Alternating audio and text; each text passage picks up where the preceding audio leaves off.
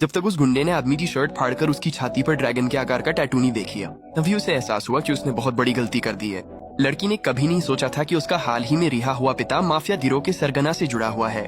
कुछ दिन पहले ही वो आदमी जेल से बाहर आया था। दर्जनों भाई उसे लग्जरी कारों में लेने आए थे। उसके एक पुराने भाई ने उसे बताया कि जो गैंग उसने बनाया था वो अब इलाके का सबसे बड़ा गिरोह बन चुका है। सभी लोग उसके लौटने का इंतजार कर रहे थे ताकि वो फिर से नियंत्रण संभाल सके, लेकिन उस आदमी ने उन्हें बताया कि वो कभी भी अंडरवर्ल्ड में वापस नहीं आएगा।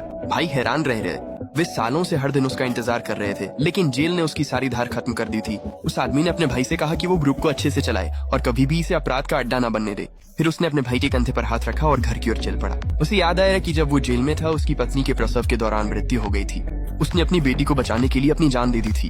अपनी आखिरी फोन कॉल में उसने उससे कहा था कि रिहा होने के बाद वो उनकी बेटी का ख्याल रखे, इसलिए अब वो आदमी सिर्फ उस लड़की के साथ एक सामान्य जीवन जीना चाहता था। उसके करीब रहने के लिए उसने उसकी स्कूल के पास लंच बॉक्स बेचना शुरू कर दिया, लेकिन जब लड़की ने देखा कि वो विक्रेता उसका पिता है तो वो गुस्से से भर गई। उसने उसके हाथ से लंच बॉक्स झटक दिया और कहा कि वो यहाँ सिर्फ उसे शर्मिंदा करने आया है। उसकी क्लासमेट हंस में रही। उन्होंने कहा कि वो चोरी के आरोप में 18 साल जेल में रहा है और वो असली माफिया बॉस से तुलना नहीं कर सकता, लेकिन वे ये नहीं जानते थे कि असल में उसका पिता ही माफिया बॉस था। अचानक कैफेटेरिया मैनेजर सिक्योरिटी गार्ड्स के साथ आ गया और कहने लगा कि उस आदमी की दुकान कैफेटेरिया का बिजनेस छीन रही है। आदमी ने जल्दी से कहा कि वो अपना सामान समेट लेगा और फिर कभी नहीं आएगा, लेकिन मैनेजर उसे जाने देने की मूड में नहीं था। उसने अपने आदमियों को स्टॉल तोड़ने का आदेश किया। आदमी ने उन्हें रोकने की कोशिश की, लेकिन कई गार्ड्स ने उसे जमीन पर दबोच लिया।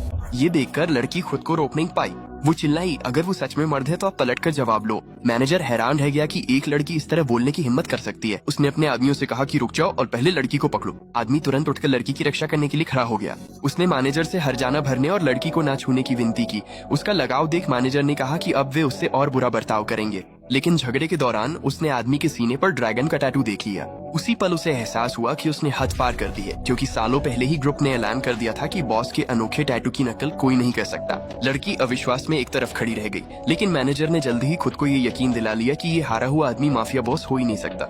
उसने जरूर ये टैटू दिखावे के लिए बनवाया होगा ताकि उसे कोई पहचान या इज्जत मिल सके। उसने अपना फोन निकाला और अपने जीजा को कॉल किया जो उसी ग्रुप में काम करता था, लेकिन जैसे ही उसकी जीजा ने फोन उठाया वो तुरंत गुस्से में आ गया और बोला कि वहीं रुको, वो अभी आ रहा है। मैनेजर को अब भी कुछ समझ नहीं आया था।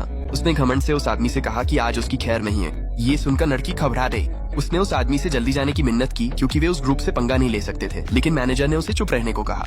अगले ही पल उस आदमी ने उसे लात मारकर जमीन पर गिरा दिया। उसी समय उस आदमी का सब्र जवाब दे गया था। उसने दोनों गार्ड्स को गिरा दिया, लेकिन मैनेजर ने लड़की को पकड़ लिया। उसने लड़की का इस्तेमाल उस आदमी को घुटनों पर लाने के लिए किया। ये देखकर कि कभी घमंडी रहा आदमी अब उसकी दया पर है, उसने शराब की बोतल उसके सिर पर फोड़ दी। यातना सहते हुए भी वो आदमी बार बार यही दोहराता रहा कि लड़की को चोट न पहुंचाई जाए। मैनेजर और भी ज्यादा घमंडी हो गया। वो लड़की को सबक सिखाने के लिए डंडा उठाने